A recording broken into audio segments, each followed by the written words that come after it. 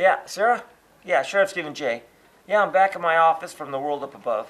Just in time, too, for the Children's Corner. When I'm sitting around with my homework all done and there's nothing to do, I call all of my friends, they don't answer the phone. Where have they gone to? Where do you go?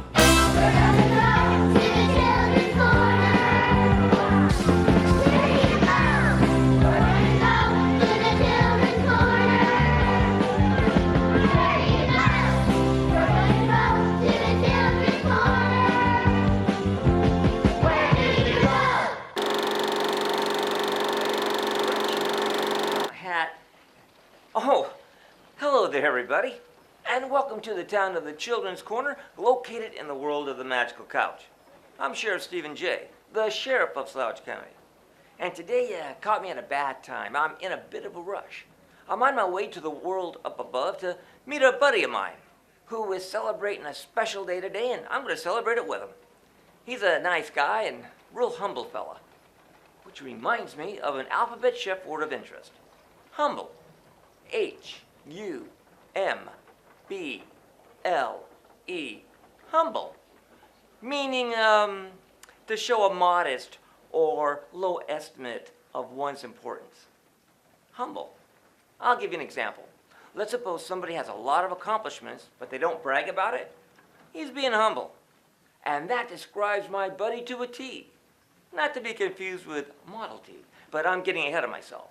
So I'll give you all the info, just meet me in the world up above. You're gonna like this.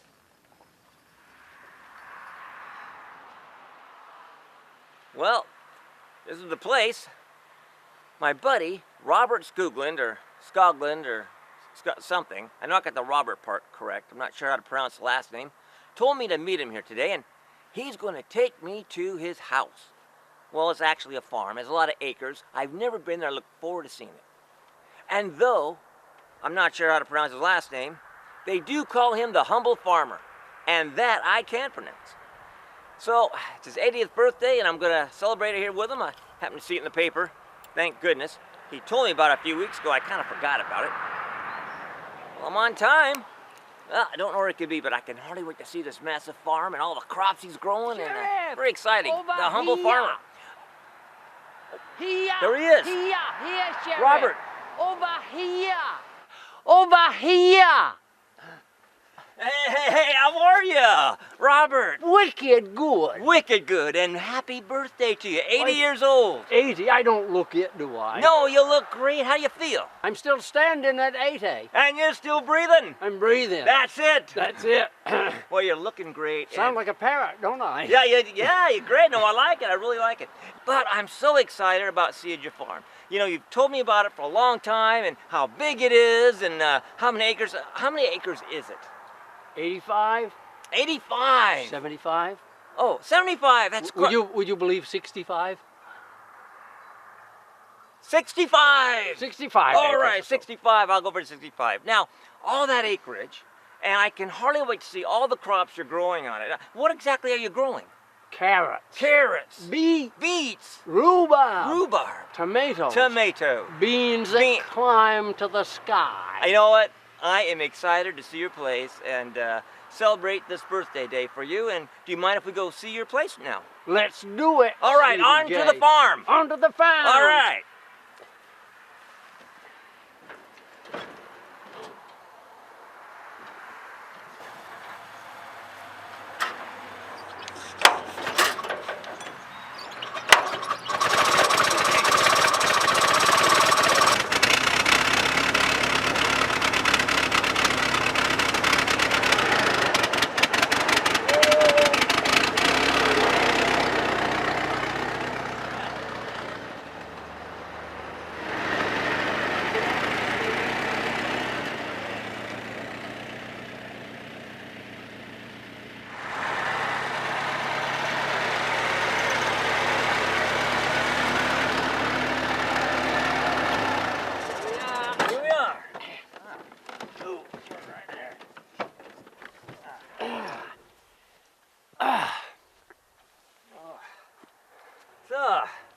So this is it. This is it. Well, you know, I didn't realize the location you told me to meet you at was actually your farm. You never asked me. Yeah, well, I guess you're right about that. So this is it, all 65 acres. 65 acres. Look at this. Look at all, you got all these trees in the forest, and I see you have an electrical fence back there. How many volts goes through that electric fence? Enough to keep men in Ossinger. Wow. To do what? That's a prison in upstate New York. Okay. All right. There you go. I like that. So but look at that. You got all the trees going back there. I see apple trees. A lot of apple trees you got here. Like I had an apple orchard or something. Yep. And you go. I got a big barn back there, and going over to the right, there's another small. Hey, I see part of your herd. I see it looks like 1, 2, 3 cows. They're staring right at me. Grazers and mooers. Grazers and mooers. Nice cows graze quietly in the assigned areas. Well, how many cows are in your herd? More than 2. Really? So just 3? That's all you got? Is 3 cows? Well, really, they ain't mine. They belong to my neighbor. Your neighbor. He just stores them up here. So they kind of cut your grass for. That one likes your apple tree. It's eating your apple tree. It's part of the territory. Oh, I didn't even know cows ate apple trees. You should get goats if you want to see something elite.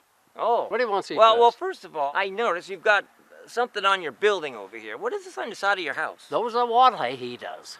Water heaters. The sun shines on the metal, and there's liquid in them pipes, and the liquid heats up from the sun, and it gets pumped through the house. So I get free heat in my house from the power of the sun. So It's great. the pipes go into the basement? Yeah, my office is heated by the solar power from the sun. And you thought about that all yourself? You figured that out? I had a lot of help from good friends. Well, I've never seen anything like that before. How hot? You gotta- You all right? 80 years old. Feeling Finest- great, huh? Finest kind. Oh, great. How hot do the water pipes get? It might get 140, 150, 160 degrees. It depends on how much wind blows on them, the angle of the sun, and the temperature outside. Of course, when it's warmer outside, the temperature inside will be higher. And when there's no clouds, why, of course, it's a lot hotter. Well, I've never seen anything like that. They were Very using different.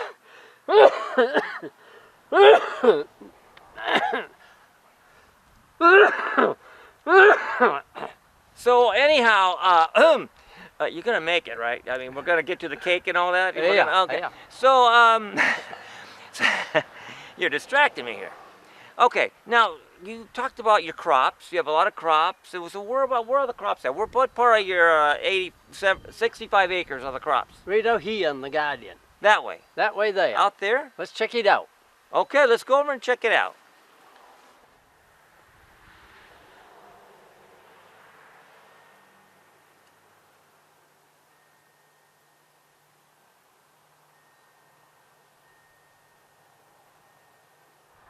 So this is it.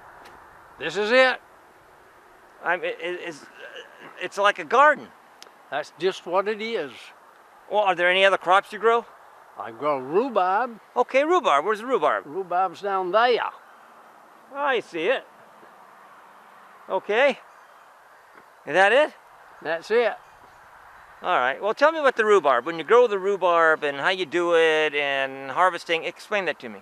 What you do is you walk down to the rhubarb plant, you grab it like this and you kind of pull it sideways a little bit. There really is a trick to picking rhubarb. Really? You pull it sideways and only then do you exert a slight pressure on it. Otherwise it'll break off. Okay. You wanna get the whole rhubarb stalk. So what do? Just pull it out by hand? You do pull it up by hand, then you take a knife and you cut off the top because you don't want to bother to carry the leaves up to the house. I see. You leave the leaves in the garden for mulch. So then you have a whole bunch of bunches, a whole bunch of bunches. You do, and you carry rubber bands in your back pocket like these rubber bands right here. I see. Carry them right there, and you put a rubber band around a little bunch, and you put them out on the stand by the road with a coffee can. And if you're lucky, your neighbors will put $1 in the coffee can and take a bunch of rhubarb. Oh, well, make a few bucks on the side, huh? It pays for the solar panels. Okay, solar panels. What are you talking about? What solar panels? I'm talking about the solar panels on the hen house there. You see there's 22 of them off there. And I got 8 more yesterday that I'm going to put Wow. up just as quick as I can. So you got the hot water, Got and you hot got water, solar. and I got electricity. I use the sun's rays to heat my solar radiant heated cellar and to make electricity for my lights and for my hot water heater and for my computers, everything Wow. in the house. You know that you should be called the power farmer. But anyhow, so let's talk about what you have in your garden. What do you have? What is this? What's over here in these pots? It looks like cabbage or lettuce, or what is that? I got lettuce. And what kind of lettuce is that? I don't know what kind of lettuce. There's 4 or 5 kinds of lettuce she has. I see. Some is green, some's kind of red, some don't grow at all. So you got red and green lettuce. I do have red and green lettuce. And sometimes you have just dirt because they don't grow. That's right. All right, right there's lettuce. There's lettuce, and I got tomatoes. Okay, just a minute. Let me go see where they are. Okay, I see them. Tomatoes. Okay, go ahead. And what? Go ahead. What's this? Radishes. I got radishes. Do they have radishes yet? Oh yes, I do. Oh, Yeah. outstanding. I have beets, Beets. Okay. and I have carrots. My wife calls this garden Robert's little jewel. Really? 14 carrots. Ha ha ha ha ha. So you have 14 carrots. Okay. Well, what kind of carrots are they? Nantes. Nantes. Nantes carrots. All right, Nantes for the wife. They're Okay, little 14 of them. They're little stubby fellows. Then we have cucumbers. Cucumbers. We Okay. have beans. Beans. And we have summer squash down here in the corner. Well, that's a very nice garden, and you got nice rhubarb. You have no herd, you know, no cattle, and okay. I'm at a loss. Wait. No. Wait. I was going to say, and I also have a lonely little petunia in my onion patch. You know that song? I'm a lonely little petunia in the onion patch, and all I do is cry all day. Boo-hoo. You know that song. I just know that now I gotta pay somebody a royalty so I can put that. But anyway. You ain't got to pay royalties. But okay. Well, explain to me why they call you the humble farmer. I just don't get it because you know you have a garden, you have a lot of rhubarb. That's true, but you have no cattle or chickens or hens, or you have a chicken coop. You got chickens? No, I use the hen pen to hold up my solar panels. I get it. Someone said, "What holds up your solar panels?" And I said, "The hen house." Okay. And they looked at the hen house and they said, "What's holding up the hen house?" And there's no hens. All right. Okay. Once again, why do they call you the humble farmer? If you really want to know, let's go down in my solar radiant heated office and I'll tell you all about it. All right. Let's go do that. Let's do it. I'll follow you. I'm not sure where your office is at.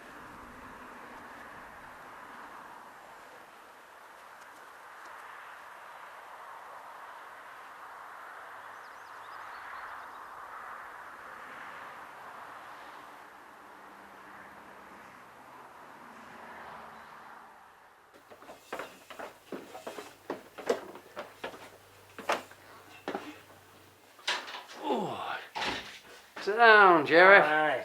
Make yourself comfortable. Thank you. Oh. Okay.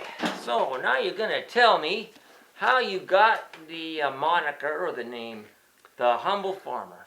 Let's go back to January 18th, 1936, when I was born. Do we have to go back that far? I just want to know why they call you the humble farmer. You've got to get a little history first. Okay. I was Go ahead. born 7 houses up the road from here during a blizzard in 1936. I was raised within 7 houses of here. I went to school here in the town of St. George. Well, let me go back. Were you a cute baby? Well, I was a wiggler. I didn't date much, so I don't think that I was all that attractive. You were a wiggler? I was a Wiggler. wiggler. I was a squirmer too. Squirmer. Were you very photogenic? Well, as I said, I was a squirmer. Do you have any siblings? Yes. I have brothers and sisters too. Oh, okay. Well, that's good to know. Brothers and sisters, how many of each? I have 2 baby sisters and 1 baby brother. You grew up here. You went to school down the street, Up the road. up the road. All right. And so you obviously went to high school here. I went to high school at St. George High School. I bought a 1919 Model T Ford for $10. Well, that's too bad you don't have that today. It'd be worth some money. It seems to me you don't recall riding into the dooryard in it just a short while ago. That truck That's the same one I bought in 1951 for $10. for $10.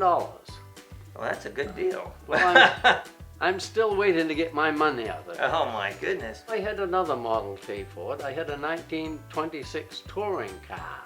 Really? And one day, coming home from school, I was driving on 3 tires and 1 rim. Back in those days, when your tire would go flat, you just continue on your way on the rim. And the wooden spoke shattered in the right front wheel, and that Model T flipped right over, end to end. Were you okay? I played for a dance in Rockland that night. I didn't dare tell my mother I had rolled over on the Model T until after the dance. So you crashed the car. It's too bad because if you had that car, that might be worth something today. What do you mean? I still got it. I don't throw away nothing. You still have that car Of course. I that got you rolled? Yes. Where's it at? Out in the Davis Memorial Garage. You don't throw anything away, do you? No. Yeah, you do. I just can't believe you just don't throw anything away. So, okay, so you have these cars, and then you're in high school, I was in high school. and you yes. graduated, St. George High School in 1953. and then after that, where'd you go? What'd you do? I worked in a hardware store for a couple of years, and then I went in the Coast Guard for 2 years. Well, how'd you like the Coast Guard? I'm not a military person. I couldn't take the regimentation. I need a nap in the afternoon. Okay, I'm with you on that. I don't know if I needed one back then, but I sure need one nowadays. But anyhow, so you're in the Coast Guard, and you still have your driving around your Model T, I'm sure, right? No, I had a 49 Chevrolet when I was in the Coast Guard. Was that a nice car? You like that car? Well, I've still got it. Come on, you don't still have it. I do. I never throw nothing away. I still don't believe it. You don't throw anything away. But, okay, so anyway, so continuing on. After I was in the Coast Guard, I worked on what they call the skin boat out of Rockland. It was called the Victory Chimes. It was a passenger boat that would take out 20, 30 passengers every week. And my job was to clean things up and mop the decks. And there would be 20 or 30 passengers, usually young girls from Boston, who signed aboard hoping they would meet a nice young rich doctor or lawyer. Why they call it a skin boat? They call it a skin boat because most of the people who go on the boat take off everything but a bathing suit and lay outside in their skin. And I gotta tell you, Stevie J, it was the best job I ever had in my life. Okay. I didn't have any openings. That's a joke! Never mind. And is that when you became the humble farmer? No. Oh, okay, go ahead. After I worked on the skin boat, I went to college. I went to a music college in upstate New York at a place called Potsdam. And after 2 years, I flunked out of music college because I couldn't learn how to play. My fingers would not play the clarinet, so it sounded good. After I flunked out of college, I earned enough money working in the cement plant to buy a one-way ticket to Sweden. My father came from Sweden, and I still have a lot of cousins, and I used to have aunts there in 1960. So I went over to Sweden. They didn't know I was coming. So it was a big surprise to everybody when I showed up there and said, "Feed me for 6 months." So did they feed you? They did, and they taught me how to speak Swedish. So can you still speak I do. in Swedish? Well, I say do. something in Swedish. Välkommen till barnens hörnet. Okay, I don't know what you said or if it even means anything. What does it mean? Welcome to the children's corner. Oh, you're kidding! No, welcome to barnens hörnet. You could be making this up, but I don't care. I like it. I do too. When I came home, I went to night school. And I got my grades up good enough, because I wasn't playing clarinet, so that they accepted me in day school. So I was able to graduate from Gorham State Teachers College. I have taught everything from 3rd grade to teachers. I have taught behavior modification and linguistics to teachers for recertification credit. And at that point, is that when you became the humble farmer? I'm getting there. Okay, I'm sorry. In 1970, I bought this house. I'd lived here a couple of years when it came to pass that people started talking on CB radios. Gramp Wiley lived next door. His handle, that's his code name, was Gramp Wiley. I was going to be the bushwhacker because I cut bushes with my tractor. But there already was a man called the bushwhacker, so I decided to be the humble farmer. I was writing personals for the Maine Times. Every week I'd write a different personal. It might say, antique dealer seeks attractive young woman interested in one nightstand. The people up at public radio were cutting them out and pasting them on the wall. Every week they had a big roll of the humble farmer's little personals. And they were cutting out these plaintive cries from the humble farmer for female companionship. And one day, my neighbor came over to my front lawn where I was standing and told me that they were playing something on public radio that kind of upset her. I called them up, and with great feigned indignation, I asked why they were playing this particular person singing songs that my neighbor didn't like. So it was offensive. It was offensive to her. And they said, woo, woo, woo, we don't have anything to do with it. It comes to us from Boston on microfiche or something. And in the same breath they said, how would you like to do a program on Maine Public Radio? Later, when I started to write for newspapers and when I was on the radio, they said, what do you want to call your column? What do you want to call your radio program? And you called it? The Humble Farmer. The Humble Farmer. Remember that. Well, Robert, you have had a very interesting life. And it ain't over yet. No, it's not over yet, and I'm sure this was the abridged story that you gave me. But this being your birthday in all 80 years, congratulations. Let's go have some birthday cake. Follow me. I'll follow you.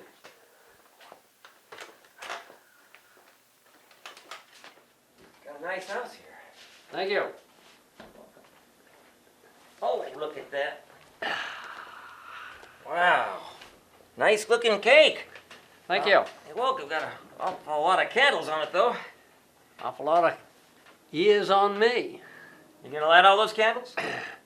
We're going to start. You gonna use all those matches? Well, we're going to use as many as it takes. Okay, let's get going. You ready for this? I'm ready. Good start. It might take some time.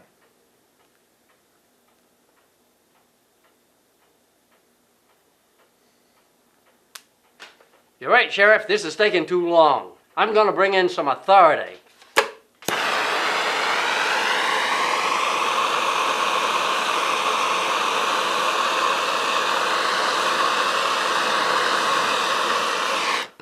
Just go ahead and make a wish and blow them out if you can.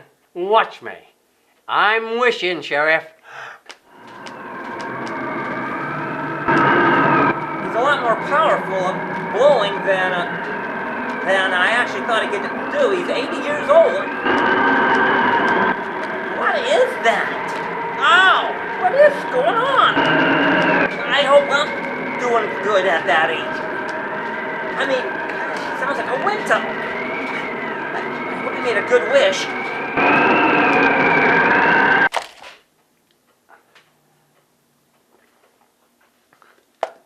Oh. Vanilla. What are you wearing? I'm not wearing cake. I'm wearing a jacket I misplaced in this house 40 years ago and couldn't find it. Here's a hat that I misplaced 40 years ago and didn't know where to find it. I made a birthday wish, and my wish came true. Oh, you really don't throw anything away. Oh. Seeing is believing. Well, folks, I want to thank y'all for joining us today, and thank you, and we'll see y'all next time on the Children's Corner. What are are you doing? I'm looking for one of the square corners. It's my favorite part. It's the round cake. Where do you go? We're gonna go to the children's corner. Tell me, where do you go? We're gonna go to the children's corner. Where do you go? We're gonna go to the children's corner. Just where do you go? We're gonna go to the children's corner. Where do you go?